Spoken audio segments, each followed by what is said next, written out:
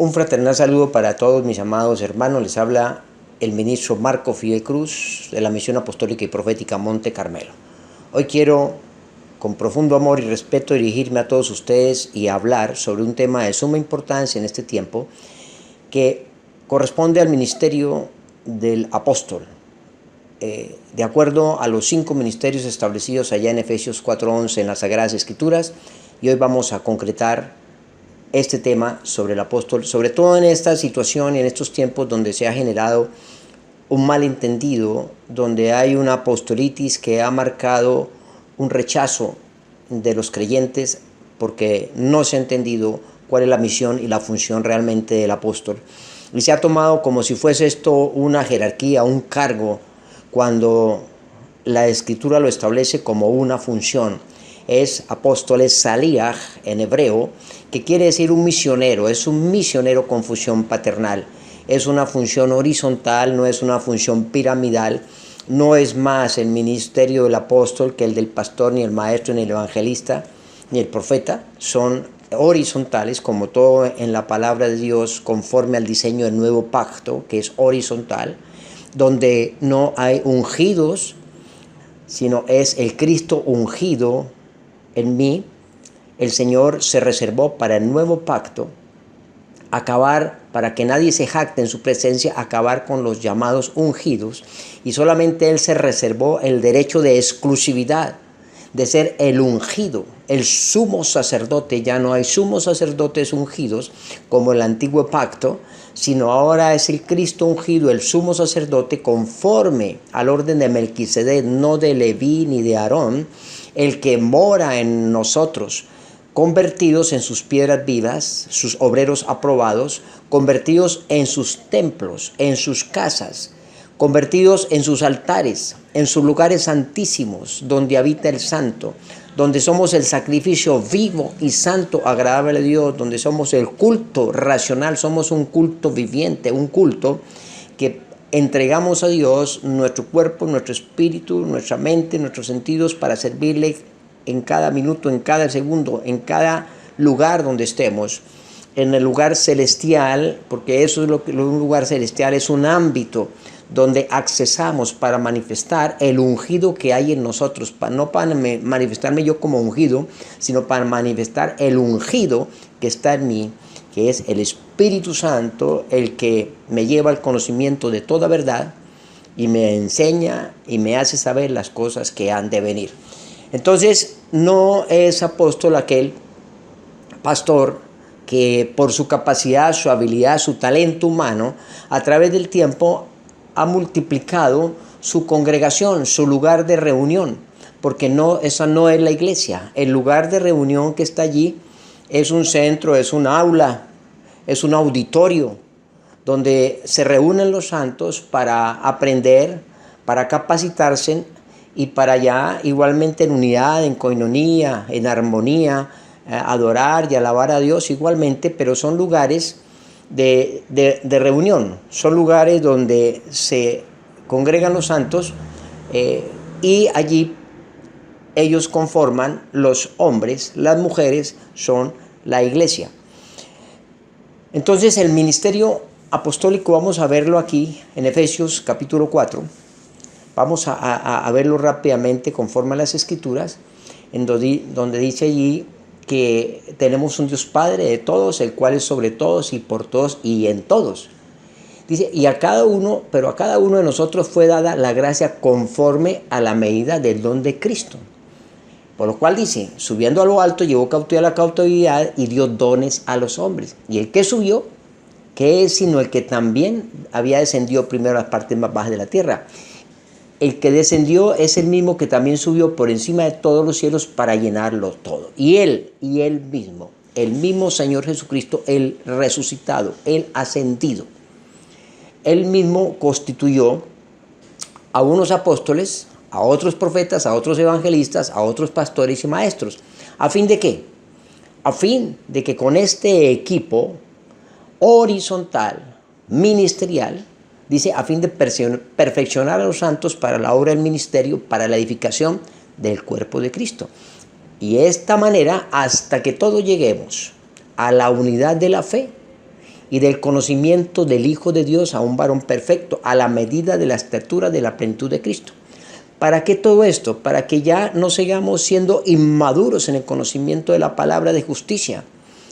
Para que ya el creyente no siga siendo un niño fluctuante, lleno de letra, que envanece y mata, lleno de teología, pero sin conocimiento de la madurez de la palabra de justicia, porque no ha crecido, se quedó como niño, así conozca mucha teología y ha hecho todos los cursos universitarios de teología, pero siendo un niño porque no tiene madurez en la palabra de justicia, como dice Hebreos 5, que ahora lo vamos a ver, para que no sean llevados por doquiera de todo viento de doctrina, que por estratagema de hombre, que para engañar emplean con astucia las artimañas del error, sino que siguiendo la verdad. ¿Pero cuál verdad? La verdad presente del nuevo pacto, no la verdad bíblica del antiguo pacto, sino la verdad presente del nuevo pacto, lo que es ya la esencia, no tomando la figura, el tipo, la sombra, sino ya la esencia en el nuevo pacto, como lo dice ya la palabra en 2 de Pedro 1:12, para que estéis confirmados en la verdad presente.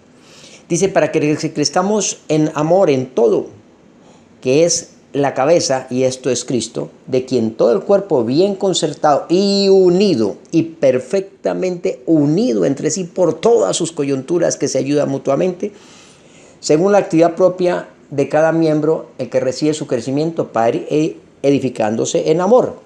De hecho, el Señor establece allí que debemos, en Efesios 2:20, debemos estar edificados sobre un fundamento. ¿Qué es el fundamento?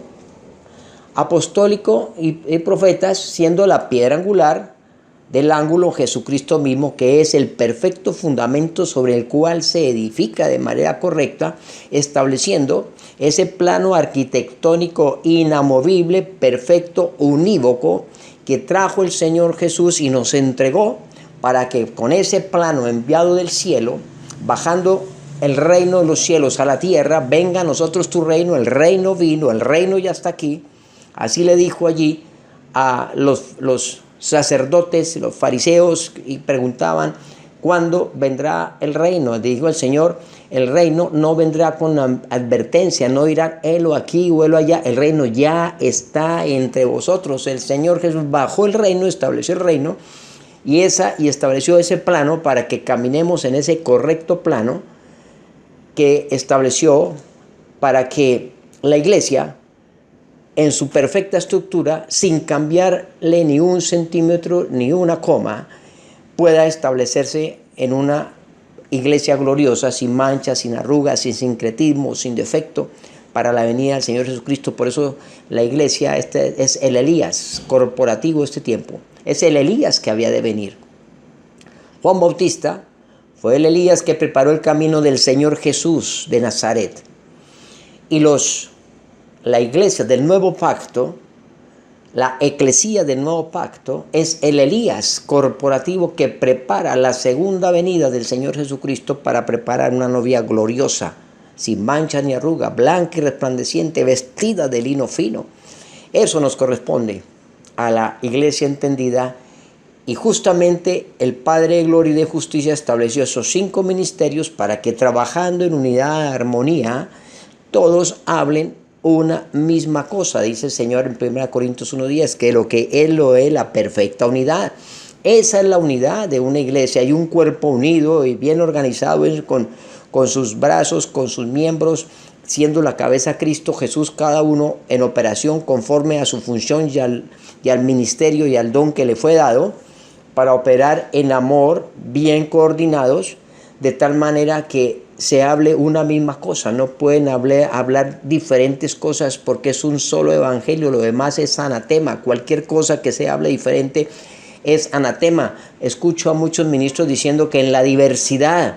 No, esto no, aquí no es de diversidad. El plano es uno. El plano arquitectónico entregado por el Señor Jesucristo en el reino que nos vino a entregar es inequívoco y solamente se mira con un solo lente, a través del lente y el filtro del Señor Jesucristo, y no puede haber diversidad entre alegres compadres, porque es que el Señor nos dice que tenemos que tener una misma mente, un mismo parecer, no haber divisiones. Entonces no podemos hablar cosas diferentes que amigos en la diversidad. No, esto no es diversidades. Esto no es un circo de varios eventos y varios presentadores y varios actos, sino es un plano que tenemos que seguir conforme al fundamento de lo apostólico y lo profético, siendo la piedra angular Cristo Jesús. Entonces, por eso puso Dios, Él estableció un orden, más ese orden en ningún momento quiere decir que sea una jerarquía. Allí en 1 Corintios 12, del 28 al 31, dice el Señor que Él puso, Dios en la iglesia, primeramente, protón, quiere decir en el griego, apóstoles. Luego, profetas. Tercero, maestros. Luego, los que hacen milagros. Después, los que sanan, los que ayudan, los que administran, los que tienen don de lenguas. Allí habla ya de los otros ministerios, de lo que es el ministerio del pastor, del evangelista. Y dice en el versículo 29, ¿acaso son todos apóstoles? ¿Acaso son todos profetas? ¿Son todos maestros? ¿Hacen todos milagros? ¿Tienen todos dones de sanidad? ¿Hablan todas lenguas? ¿Interpretan todos? Dice el Señor, procuren estos dones. Cada uno tiene su ministerio y su función. Pero dice el Señor, yo les muestro un camino más excelente, que es la preeminencia del amor, allí en 1 Corintios capítulo 13. Y que si nos dice el Señor que así ministros hablen lenguas humanas, angélicas, y si no tengo amor, vengo a ser como metal que resuena y címbalo que retiñe. Si tuviese profecía y entendiese todos los ministerios y toda ciencia, y si tuviese toda la fe de tal manera que trasladase los montes y no tengo amor, dice el Señor, nada soy. El amor es la preeminencia que el Señor establece. Por eso el Padre le decía y le cuestionaba a los fariseos, escribas, hipócritas, guiando ciegos. Le dicen, porque diezman la menta, el comino, el eneldo, pero se han olvidado de lo más importante, que es la justicia, el amor, la fidelidad. Hay que hacer esto sin dejar de hacer aquello. Entonces, el Señor ahí enseña lo que es realmente un apostolado, lo que es realmente el ejercicio de los ministerios, que es en amor, es sufrido, es benigno, él no tiene envidia, no es jactancioso, no se envanece, no se vuelve altivo, no hace nada indebido el apóstol, no busca lo suyo, no busca lo suyo, no se irrita, no guarda rencor, no se goza de la injusticia y se goza de la verdad, todo lo sufre, todo lo cree, todo lo espera, todo lo soporta.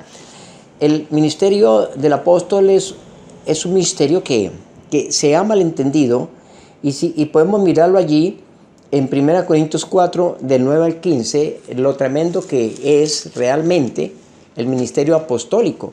Allá lo dice Pablo, dice según pienso, Dios nos ha exhibido a nosotros los apóstoles, eso tómelo mi hermano, porque ese es el verdadero ministerio, como los postreros, como los sentenciados a muerte. Pues incluso hemos llegado a hacer espectáculo al mundo, a los ángeles y a los hombres. Nosotros somos insensatos por amor a Cristo, más vosotros prudentes en Cristo. Nosotros somos débiles, más vosotros fuertes. Vosotros sois honorables, más nosotros somos despreciados. Habla del apóstol, humilde. Dice, hasta esta hora padecemos hambre, tenemos sed, estamos desnudos, somos abofeteados y no tenemos morada fija, nos fatigamos trabajando con nuestras propias manos.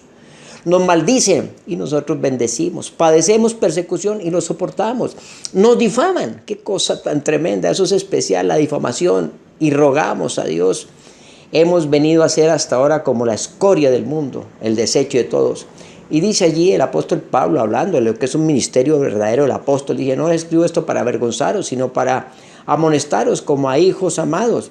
Porque aunque tengan 10,000 años en Cristo, no tendré muchos padres. Es un ministerio de apostolado, es eso, una paternidad, un misionero con humildad. Pues en Cristo Jesús yo os engendré por medio del Evangelio, por tanto ruego que me imitéis. Pero vemos que el apóstol entonces ya es aquel que porque, repito, por sus habilidades y talentos, entonces ya tiene mega congregaciones, entonces ella anda en carros blindados con 3 o 4 guardaespaldas, Entonces eso ya le asume que es el nivel del apóstol, entonces ya mira por encima del hombro a todo y hay que pedirle citas para poder hablar con la persona, donde es totalmente contrario a lo que establece las Sagradas Escrituras de lo que es un verdadero apostolado. Ahora, es bien importante tener en claro que el apóstol, el ministerio del apostolado es de arquitecto, un perito arquitecto. Ese perito arquitecto es aquel que tiene muy claro lo que son los fundamentos y tiene muy claro lo que es el diseño de Dios. Establece el diseño de Dios de manera correcta, tiene claros el plano establecido por el Señor Jesucristo, ese plano arquitectónico que ha diseñado para que de esa manera establezca ese orden y enseñe a la iglesia a caminar correctamente bajo ese diseño y bajo ese plano.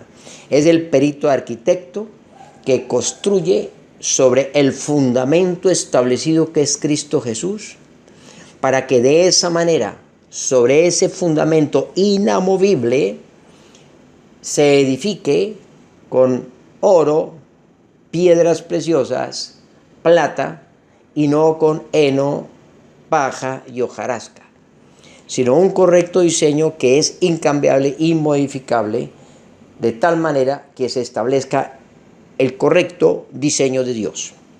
Ahora, dice las Escrituras que es una palabra de madurez. El apóstol tiene que tener el conocimiento perfecto de la palabra de justicia.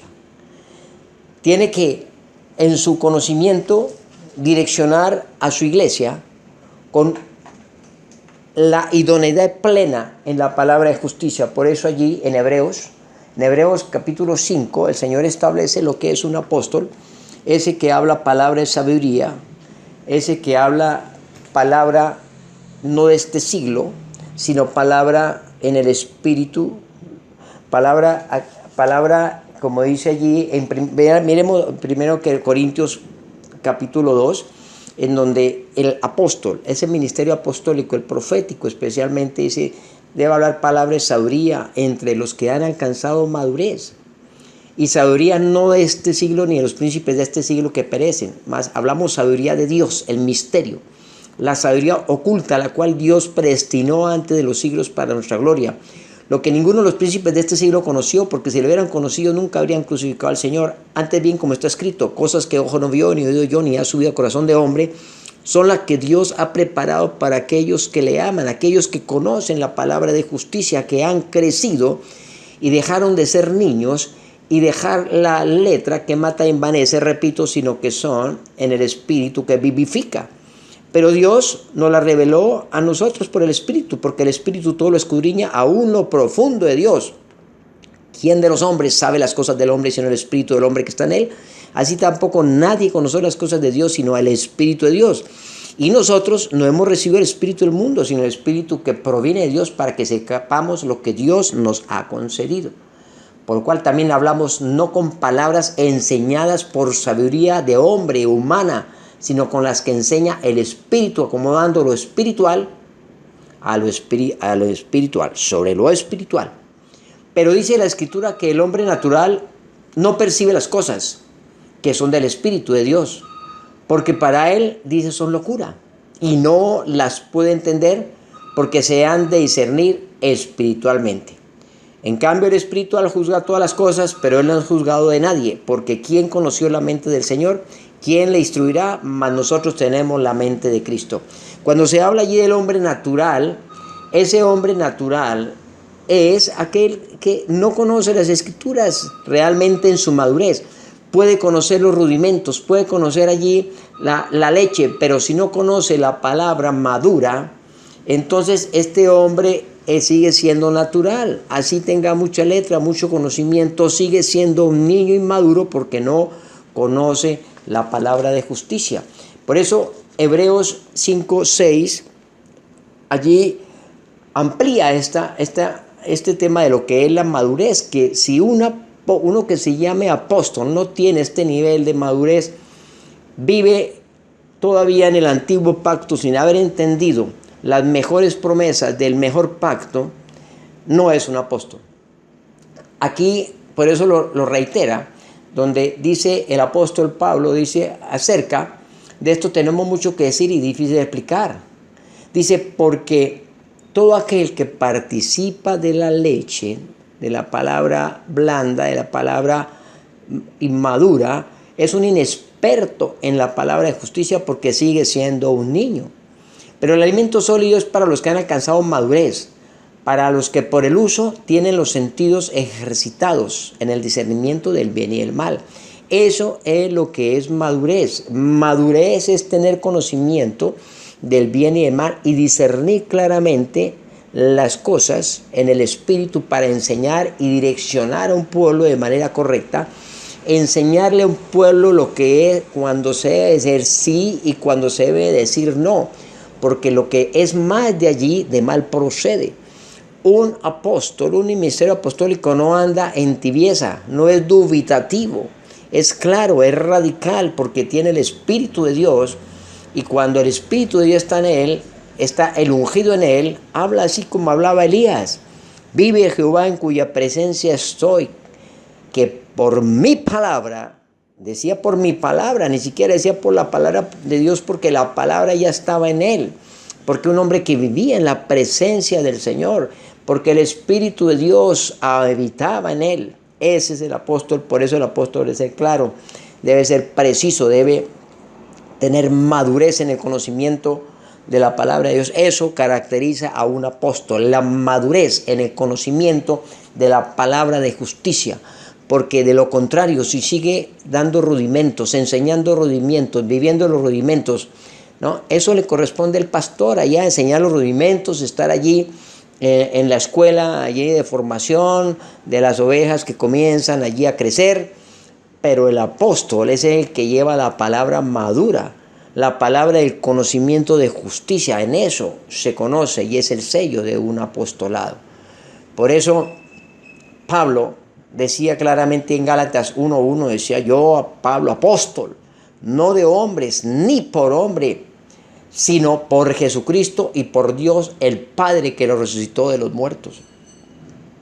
Entonces, miremos allí el crecimiento.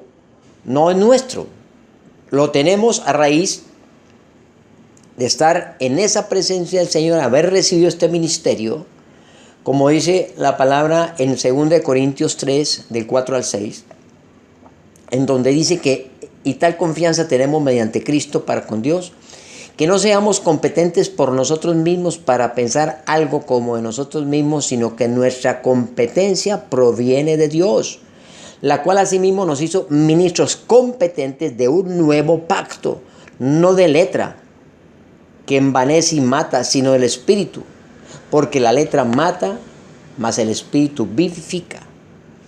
Es tener el conocimiento claro de Jesucristo el resucitado, para tener la competencia de juzgar todas las cosas con justo juicio, como lo dice en Juan 7:24.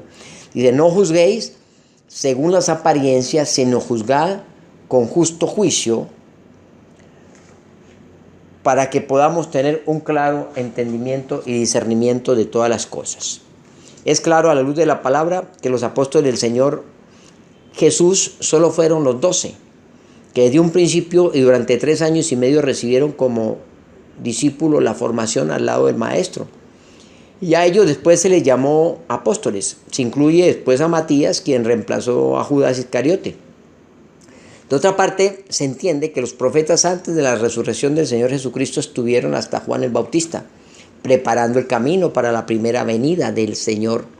Pero pasando la Tanaj, el antiguo pacto, donde muriendo el testador y estableciendo un nuevo pacto, el Beri Hadachá, el pacto renovado, después de su resurrección tenemos ya los dones y ministerios del ascendido, del resucitado y ascendido del Señor Jesucristo, nuestro Yeshua HaMashiach, Melech Mashiach Ben Adonai, el Hijo del Dios Altísimo, y a través del Espíritu Santo, para que los que debemos preparar el camino y la novia para la segunda venida del Señor Jesucristo, por lo que venimos a hacer ahora, apóstoles, profetas, maestros, evangelistas y pastores del Señor Jesucristo, del ascendido, del resucitado.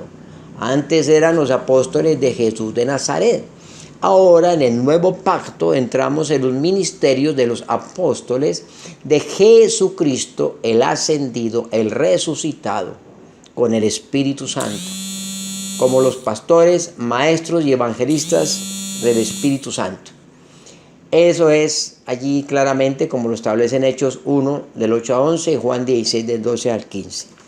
Entonces, el llamado ministerial y en su ejercicio existen apóstoles, otros profetas, el apóstol y profeta, otros el profeta apostólico, y allí hay estos diferentes estados del apóstol, pero el apóstol es el ministro que trabaja hacia afuera. Es el que trabaja hacia afuera, no hacia adentro, sino con un ministerio de ciudad, un ministerio de nación. La palabra de Dios allí consagra expresamente desde la creación del hombre el imperativo mandato de gobernar la tierra, para fructificar, multiplicar, llenar la tierra y sojuzgarla y señorear en ella y poseer las puertas de sus enemigos con poder en todo el ámbito natural, espiritual, con capacidad de atar y desatar en acuerdo con el cielo, que en hebreo es azar o itir, en griego es deo y luo, que exactamente expresa lo que el Señor Jesucristo quiso claramente decirle a su eclesía del nuevo pacto, la cual es manejada por estos 5 ministerios. Ese aspecto es impedir o permitir, oponerse o aceptar. Es prohibir o autorizar, lo que es atar y desatar, que significa autoridad de gobierno, que opera en el reino, posesión y dominio, jurisdicción territorial, poder de señorear y sojuzgar la tierra. Y para nada tiene que amarrar ni atar demonios o perdonar o no pecados, como en algunos han interpretado desviando el propósito de Dios de su eclesía aquí en la tierra. Tenemos el propósito claro del Señor Jesucristo en este aspecto, fue el de transferirle a su eclesía del pacto renovado el reino, que en hebreo quiere decir, en el griego es basileia. En el hebreo o arameo es mashal. Expresado en las escrituras, el reino, la palabra del reino o basileia, en el Nuevo Testamento 162 veces, 92 de estas por la boca del Señor Jesucristo, hablando y enseñando solo el evangelio del reino durante los 40 días aquí en la tierra después de su resurrección, habiendo entrado en vigencia perpetua el cumplimiento del nuevo pacto, que restaura a sus hijos el derecho del reino aquí en la tierra, el poder de gobierno, que repito es posesión, es dominio, es autoridad, es jurisdicción, es tomar territorio y en el ámbito espiritual, en la asignación en calidad de jueces delegados del Supremo Juez en esta tierra para notificar ahora a los principados y potestades en lugares celestiales la supereminente grandeza y sabiduría de Dios y su inmutable fallo sempiterno que despoja y quebranta todo aión. Todo aión es todo sistema de esa anticultura, de esa cultura babilónica que es una anticultura del reino, entronizada en la tierra, y establece la perfecta cultura del reino de Dios, el orden divino del rey aquí en la tierra. Por eso esto requiere que la eclesía en unidad, como reformadores de una nación y del sistema, tome posesión de las esferas ministeriales, eclesiásticas, económicas, sociales, legislativas, judiciales, políticas y de gobierno, mediante lo que será toda la tierra llena de la gloria de Dios en justicia, paz y una vida de sobrenaturalidad. Pues sabemos en las Sagradas Escrituras, amados, que dice que la creación gime, aguardando la manifestación de ¿quién? De los hijos de Dios. Y entonces, por cuando la eclesía en unidad ha obedecido correctamente la voz de Dios, experimentará la vida del reino, que es el cumplimiento literal de la promesa de poseer las puertas del enemigo y no prevalecerán sobre ella. Y serán benditas de esta manera todas las familias y naciones de la tierra con abundancia y paz. Las Sagradas Escrituras, amados, establecen claramente que el Señor vino a rescatar lo que se había perdido, no los que se habían perdido. Y lo que se había perdido en singular era precisamente el reino, el basileia, el machal, tipología de un estado de vida de sobrenaturalidad en un paraíso terrenal, el reino traído para accesar a esa vida de sobrenaturalidad, de tal manera que esa vida de sobrenaturalidad sea natural en nuestra vida. Cuando buscamos primeramente el reino de Dios y su justicia, todas las cosas naturales vendrán por añadidura de manera sobrenatural, como si fuesen naturales, cuando accesamos al reino y entendemos que somos los ministros competentes del nuevo pacto y entramos en la doctrina correcta a través de un ministerio apostólico de profetas, de maestros, de evangelistas y pastores trabajando en unidad de equipo, hablando una misma cosa, en una misma mente, en un mismo parecer, sin división. Reitero lo que ya dije, pero es fundamental entender qué es realmente la unidad de la iglesia. Y ahora, rescatado por el Señor, ese reino fue entregado por herencia perpetua en riqueza de gloria por el Eterno Padre a su eclesía entendida del nuevo pacto, o sea, su Kehilá Kadosh en hebreo, del Brit Hadashah, del nuevo pacto, para gobernar y reinar en vida, aleluya, así lo establece la palabra. El anhelo ardiente, dice Romanos 8 y 9, 22, de la creación es aguardar la manifestación de los hijos de Dios, porque la tierra aún gime con dolores de parto y en espera de ser libertada de la esclavitud de la corrupción a la libertad gloriosa de los hijos de Dios. Eso está ahí en Romanos 8, 19 y 22. Se comprueba a lo largo de todas las escrituras que el claro propósito de Dios es que sus hijos, su pueblo, ejerzan autoridad territorial sobre el sistema, como ya lo dijimos, político de gobierno en las naciones, como responsables ministros competentes del nuevo pacto, no de letra que mata, sino el espíritu que vivifica. Reformadores de una sociedad justa y de reino, temerosa de Dios y como celosos guardianes de la cultura del reino de Dios en esta tierra. Vemos muchos casos en las escrituras, como fue el ministerio del profeta Elías de Tisbita, ahí en el capítulo 17 y 18 de Primera Reyes, el que obrando como autoridad del reino de Dios y su justicia, en calidad de ministro apostólico de Dios, como profeta y juez con autoridad delegada para señorear y sojuzgar la tierra y establecer la cultura del reino del rey de reyes y señor de señores, celoso escudero guardián, tuvo necesariamente que salir de su lugar de facilismo, de comodidad, de la cueva de provisión, como su casa artesonada allí en la cueva donde estaba el río de Kerit, en la que sin problema alguno permanecía en aquel abundante arroyo, frente al río Jordán en la nación de Israel, y tomar la decisión de levantarse con carácter radical para exhortar e influenciar a un gobernante corrupto en su gobierno, sincrético, a un falso sacerdocio torcido y a un turbio pueblo claudicado ante el sistema operante con el que pasivamente cohonestaban,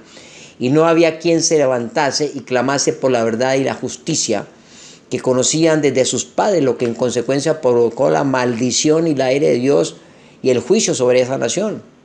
Pero el propósito de Dios no era ni será que los Elías corporativos, que es la iglesia del nuevo pacto, en su calidad de apóstoles y profetas, ministros del Señor, que conociendo la verdad y sabiendo hacer lo bueno, se queden inermes con un sistema religioso, levítico y arónico, cuando entramos en un sistema según el orden de reyes y sacerdotes, según el orden de Melquisedec. La acción del profeta de Dios Elías de ejercer la autoridad y de influencia y reforma en el gobierno y sistema religioso operante de la nación pudo experimentar nuevamente la poderosa bendición de Dios y volvió la lluvia de la nación cuando este hombre salió y se levantó y estableció el gobierno de Dios y les dijo y demostró cuál era el Dios al que le servía Israel. Como este similar diseño de Dios en las Escrituras, podemos ver otra cantidad de casos allí de hombres apostólicos y proféticos con mentalidad de reino que no se quedaron en sus casas artesonadas, sino trabajando en los temas de nación, de gobierno, para establecer la gloria de Dios, el gobierno de Dios, como fue allá con Josué, Moisés, Samuel, Natán, Eliseo, Esther, Gedeón, Esdras, Nehemías, Isaías, Jeremías, Daniel, Oseas, Ezequiel, Joel, Ageo, Zacarías, Juan Bautista y el Señor Jesús que vino, como aquellos gobernantes de Dios que establecieron la justicia en el lugar en donde Dios lo establecía, en el ámbito donde Dios los establecía. La palabra griega allá eclesía aparece 114 veces en el Nuevo Testamento. Significa técnicamente asamblea de convocados llamados afuera. Lo que el Señor Jesucristo verdaderamente instituyó, como lo consagran las Sagradas Escrituras en Mateo 16 y dentro del correcto diseño de Dios. La eclesía del primer siglo, los apóstoles y la congregación de los santos, su Kehilá Kadosh, llamados hacia afuera para establecer el reino de Dios y su justicia. Contrario a este genuino significado que fue la palabra pronunciada por el Señor Jesús, que fue eclesía, no iglesia, cuando le entregó el reino, dice allí en Mateo 16, dice, y yo también te digo que tú eres Petros, Nepot, que significa piedra en griego antiguo, y sobre esta Petra, o Nepá, que traduce roca, edificaré mi eclesía. Pero los traductores hicieron una rara transliteración del latín, de la griega palabra iglesia, una palabra latina, de origen latino-escocés y romano, que significa adoración dentro del templo o convocados hacia adentro, contrario a lo que el Señor vino a establecer. Utilizado este término de iglesia, cambiado por eclesía, el original, el real y el verdadero propósito de Dios, para controlar adentro a los creyentes, dentro de un ceremonial cultico religioso, lo que es completamente opuesto al correcto propósito del Señor Jesucristo de restaurar para la eclesía del pacto renovado el reino de Dios, para tomar con correcta mentalidad de reyes y reales sacerdotes del Señor jurisdicción de gobierno territorial, sojuzgar la tierra y no volver atrás con la continuidad del viejo sistema abrogado por el Señor del enclaustramiento de gente al interior de templos religiosos hechos por mano del hombre, con mentalidad ceremonial, cultico religiosa, acomodada, pasiva, inoperante, que no hace su trabajo del propósito de Dios hacia afuera, ajenos a la misión encomendada por el testador del nuevo pacto en la afectación y transformación integral de todo territorio en eficaz labor con fe, obras, ejerciendo hacia afuera conquista, posesión, gobierno, jurisdicción, estableciendo la cultura del reino de Dios aquí en la tierra, llenándola de su gloria. En esto el Señor Jesús exhortó fuertemente a aquel sistema religioso operante, diciéndole: fariseos, escribas hipócritas, guiando ciegos, que cierran el reino de los cielos y no entran ustedes, ni dejan entrar a los que están entrando. Ahí está en Mateo 23, del 13 al 15. Esta usurpación del errado término traducido al latín como iglesia es contrario al significado original griego, como ya lo dijimos, antiguo dicho por el Señor Jesús, eclesía en arameo, Kehilá. Esta fue instituida por jerarcas católicos. Ese tema de iglesia, la palabra iglesia fue instituida por aquellos jerarcas católicos cuando el emperador romano Teodosio oficializó con el edicto de Tesalónica, allá en el Quinto Populus, año 380 después de Cristo, que todos tenían que pertenecer al concepto romanista de iglesia, obligándoles allí en el siglo IV después de Cristo con sentencias hasta de prisión y pérdida de sus bienes en caso de desacato, de no estar allí controlados dentro, cuando el Señor nos mandó a trabajar hacia afuera, su eclesía. La palabra eclesía es una palabra de gobierno, es una palabra de realeza, es una palabra militar, es una palabra de gobierno y dominio. Como se ha venido exponiendo desde este tiempo hasta nuestros días, persiste el error y algunos confunden la expresión viva del Evangelio del Reino con una vida cultico-religiosa dentro de cuatro paredes, ajenos al gobierno de la tierra y su penetración en todas las esferas de autoridad en la nación, asimilados al sacerdocio del viejo pacto según la ley del orden de Leví y Aarón dentro de sinagogas, y no según el orden del rey y sacerdote Melquisedec, tipología del Señor Jesús como reyes de un reino real y sacerdotes del nuevo pacto, fungiendo hacia afuera, estableciendo el reino de Dios y su justicia, tomando con autoridad posesión y jurisdicción de gobierno legal territorial de naciones, pueblos, quebrantando toda cultura babilónica y estableciendo la cultura del reino de Dios como estilo de vida, llenando toda la tierra de su gloria a través de su eclesía, su Kehilá Kadosh, su eclesía, lo que genuinamente establece la palabra del Señor expresada en la entrega de las llaves del reino, su basileia, que es el reino, el dominio, el señorío, jurisdicción, a su eclesía, hacia afuera.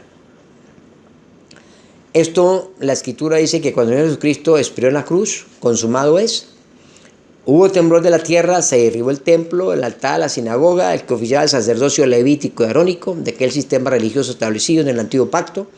El velo del lugar santísimo del templo, como sabemos, se rasgó en dos, de arriba hacia abajo, y las piedras del templo se partieron y se derribó, significando que a partir de ese momento, de la muerte del testador, se activaba el cumplimiento del nuevo mejor testamento, Beri Hadachá, el nuevo y mejor pacto renovado, quedando en firme como cosa juzgada por el Eterno Padre.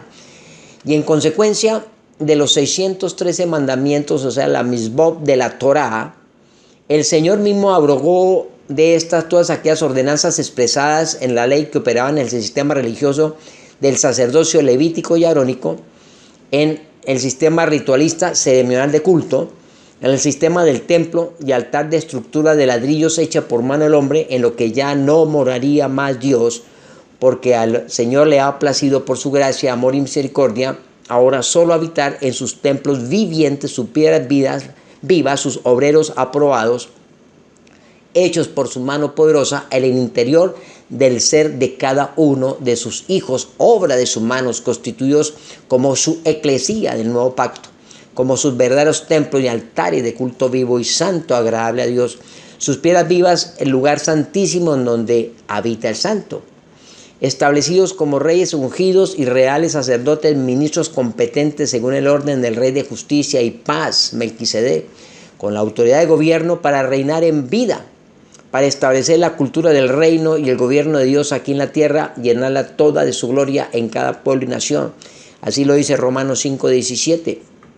Si por la transgresión de uno reinó la muerte, cuánto más, dice el Señor, reinaréis en vida, llenos de la gracia y la sobreabundancia del don de justicia. Entonces, es claro que en el sistema del nuevo pacto opera la eclesía del Señor de adentro hacia afuera, no de afuera hacia adentro. Es decir, ya no más de los atrios del lugar santísimo, sino hacia afuera los atrios, manifestando el santo ungido que mora en mí como su poderosa eclesía, influyente en los ámbitos y esferas sociales, eclesiásticas y gobierno, que restaura, que reforma, que transforma, que trastorna a la nación, que restituye ejerciendo la fe con obras, la adoración y oración con acción, la preeminencia del amor al prójimo, la ayuda, la misericordia, el amor a nuestros semejantes, supliendo todas las necesidades integrales, físicas, espirituales, ejerciendo el mandato divino de sojuzgar y gobernar la tierra de Dios, dada por herencia perpetua al hombre, ahora a cargo y responsabilidad de su eclesía, estableciendo la justicia del reino, el orden, la equidad, la abundancia, la paz, llenando toda la tierra la bendición del Padre. Por eso, allí en Hechos 17:24 dice: Dios no habita en templos hechos por mano del hombre. El Dios que hizo el mundo y todas las cosas que en él hay, siendo Señor del cielo y la tierra, no habita en templos hechos por manos humanas. El cielo es mi trono y la tierra el estrado de mis pies. ¿Dónde está la casa que me habréis de edificar? ¿Y dónde el lugar de mi reposo? Mi mano hizo todas estas cosas así. Todas estas cosas fueron, dice Jehová, pero miraré a aquel que es pobre y humilde de espíritu y que tiembla a mi palabra. Está en Isaías 66, 1 y 2. Por eso allí sabemos que en Hebreos está claro cuando el Señor derogó el antiguo pacto y entró a regir el nuevo pacto. En Hebreos 8:3 se dice: al decir nuevo pacto, ha dado por viejo el primero, y lo que se da por viejo y se envejece está próximo a desaparecer. Ya el testador estableció el nuevo pacto y ya quedó el nuevo pacto en vigencia, y el viejo pacto quedó como un referente, como sombra tipo, y el nuevo pacto esencia. En Hebreos 7:12 dice: porque cambiando el sacerdocio es necesario que haya cambio de la ley. En Hebreos 9, del 9 al 11 dice: lo cual es símbolo para el tiempo presente, según el cual se presentan ofrendas y sacrificios que no pueden hacer efecto en cuanto a la conciencia al que practica ese culto, ya que consiste solo en comidas y bebidas de diversas abluciones y ordenanzas acerca de la carne impuestas hasta el tiempo de reformar las cosas. Pero estando ya presente Cristo, estamos hablando ya en el nuevo pacto, la eclesía del nuevo pacto, no la iglesia del antiguo pacto, sumo sacerdote de los bienes venideros, por el más amplio y más perfecto tabernáculo, no hecho por mano del hombre, es decir, no de esta creación. Efesios 2:17 dice que aboliendo en su carne las enemistades, la ley de los mandamientos expresados en ordenanzas, para crear en sí mismo de las dos uno solo y un nuevo hombre haciendo la paz. Entonces, como bien se establece allí, el Todopoderoso en las Escrituras, en su eclesía, su Kehilá Kadosh, la congregación de los santos del nuevo pacto, adoptada como hijos de Dios por la obra de la cruz, pasó a ser de manera personal, individual y colectiva su lugar santísimo, en el que mora el santo, en donde somos la casa del Dios viviente. Indefectiblemente, el asunto del Evangelio del Reino de Dios consiste, dice, en justicia, gozo y paz en el Espíritu Santo. Allá está en Romanos 14, 17, es una autoridad y gobierno, ya lo dijimos, toma de territorio, dominio y jurisdicción, obras y acción con el prójimo, obra e inversión social, justicia social, estableciendo la cultura del reino, trabajo de adentro hacia afuera, con fe, pero con obras, con oración, pero con acción. La eclesía, de hecho, del Señor Jesucristo, tiene la indeclinable misión de influenciar e impactar los gobiernos y la sociedad. Es una eclesía que tiene la llave del reino de los cielos, de tal manera que tiene esa autoridad de gobierno.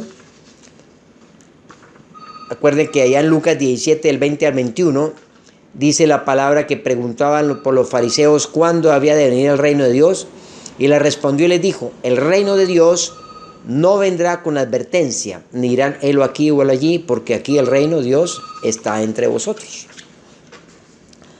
Cuando los justos gobiernan, el pueblo se alegra, mas cuando gobierna el impío, el pueblo gime. Ese está ahí en Proverbios 29:2, entendiendo que Dios nos ha entregado esta tierra no para que la gobiernen los impíos, sino para que sean gobernada por los hijos de Dios. Dios vino en la obra de la cruz a establecer el reino, darnos la autoridad del reino, entregarnos la jurisdicción y vino a restaurar lo que se había perdido, entregarnos nuevamente la tierra para tomar posesión y jurisdicción de ella, donde gobernaremos perpetuamente, sempiternamente. Nos iremos en el arrebatamiento 7 años, volveremos nuevamente a gobernar esta tierra con el Señor Jesucristo. Es tiempo, por eso, amados de la iglesia, actuar diligentemente, multiplicando todos los talentos, los dones, los ministerios que se nos ha entregado de parte del Señor, dentro de un correcto propósito, en el proceso de reforma, de restauración, de restitución de todas las cosas, como vasos útiles en el cumplimiento y llenura de su propósito, como los Elías, Eliseos, los Isaías, los Juan Bautista, corporativos conforme al diseño del reino dado por el Señor Jesucristo a los hombres, a su eclesía del nuevo pacto. En lo que, como el profeta Isaías, le decimos al eterno Padre: Señor, heme aquí, Señor, envíame a mí. Arrepentidos y convertidos, dice el Señor. ¿Qué es arrepentidos y convertidos? En el original del griego es metanoos, que significa cambio de la mentalidad. Cambiar la mentalidad por la revelación del Señor como ministros competentes de un nuevo pacto, como la del Señor. Pues tenemos la mente de Cristo para que venga de parte del Señor tiempos de refrigerio. Y entonces el Señor vendrá a consumar el final del tiempo, la restauración de todas las cosas, y traerá la plenitud del reino. El Señor Jesús bajó el reino, estableció un reino, pero viene el reino que va a perfeccionar todas las cosas, que es la plenitud del reino de Dios en su segunda venida. Hechos 3:19. Entonces, amados, eso es lo que es un trabajo real de un apostolado. Es un misionero con función paternal que tiene claro el correcto diseño de la estructura del plano arquitectónico establecido por el Señor Jesús en la tierra, el testador, que vino a establecer un mejor pacto con mejores promesas para ya no seguir levitando en un sistema arónico, levita, con una mentalidad cultico-religiosa de afuera hacia adentro, metiendo y confinando a la gente para estar allí engordando, inoperativa, generándole una anestesia de dependencia del pastor, cuando el Señor nos mandó a hacer un ejército de ministros competentes, donde el Espíritu Santo fue dado sin acepción de personas para todos. Por eso ya no son los ungidos, sino el Cristo ungido en mí, que se reservó ese derecho para que nadie se jacte en su presencia. Por eso en la eclesía del Señor no existe rangos, sino el más humilde, el que se crea mayor, sírvale. Ese es el servicio, el don del servicio, ese es el verdadero apóstol. El hombre que tiene la revelación clara del diseño correcto de Dios, que enseña a la eclesía del nuevo pacto a trabajar en el propósito y diseño de Dios. El apóstol es el que tiene la palabra madura en el conocimiento de la justicia. Aquel que dice con claridad sí o no, entendido, y no vaya a ver qué te muestra el Espíritu Santo, porque el Espíritu Santo está en todos. Pero este apóstol direcciona una iglesia con conocimiento y a través de una compañía de profetas que debe estar establecida en la ciudad y nación, el cuerpo de profetas, para que se juzgue la profecía a través de la palabra y sea soltada la palabra una vez que sea evaluada y juzgada por el equipo ministerial del apóstol, del profeta, del maestro, del pastor, del evangelista. Y una vez confirmada y juzgada la palabra se suelta. Debe estar confirmada en las Escrituras, porque el Espíritu Santo es uno solo y habla una misma cosa. No es posible que unos hablen una cosa, otros hablan otra cosa. Caso de lo que acaba de suceder en este tema de nación, con el asunto del plebiscito, donde afectaba la justicia de Dios, donde se violaba flagrantemente los principios del reino de Dios. ¿Y cómo es posible que había unos que se llaman ser ministros de Dios, pero ni siquiera podían tener claro si decir sí o decir no? Que no sabían lo que debían decir. No, los apóstoles es un presbiterio apostólico y profético, justamente, que funge en una nación para guiar una nación, guiar un pueblo que está en proceso de madurez en la palabra de justicia. Y eso nos compete y es responsabilidad apostólica. Pero tenemos que tener claro cuál es la misión verdadera del apóstol, del profeta, del maestro, del evangelista y del pastor. Seguiremos hablando sobre estos temas, mis amados. Que el eterno Padre, Dios de justicia, con esa bendición que le fue dada en lugar celestial donde Dios te ha colocado, sea de gozo, de paz, de justicia en el Espíritu Santo. Amén, amén y amén. Buenas noches y bendiciones para todos. Chao.